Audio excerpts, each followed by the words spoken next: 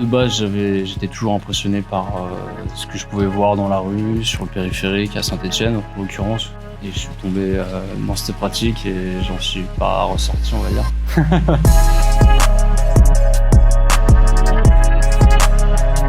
J'ai une pratique qui est proche du graffiti parce que c'est des lettres de base. Et je fais aussi de la peinture abstraite à côté. Donc j'essaie de mélanger un petit peu ces deux univers, créer une passerelle entre l'abstrait et le figuratif, on va dire.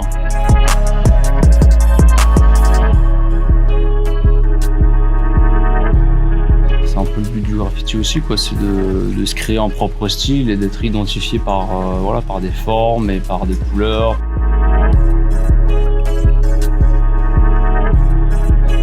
Quand j'ai commencé à faire du graffiti, souvent on me disait mais il faut faire des personnages, les gens ils aiment bien. Et bizarrement j'ai juste voulu aller à l'opposé que ce qu'on me disait et donc ça m'intéresse pas spécialement de véhiculer une idée, c'est plus l'impact visuel qui m'importe. Il y a vraiment une sorte de liberté grâce à cette pratique, c'est-à-dire que je vais pouvoir partir à l'étranger pour peindre si je le veux, ou rester dans mon atelier proche de ma famille. Un jour je vais être dans mon atelier, je vais peindre une toile, le lendemain je vais peindre une façade dans Valence. C'est vraiment cette liberté qui est pour moi le plus important.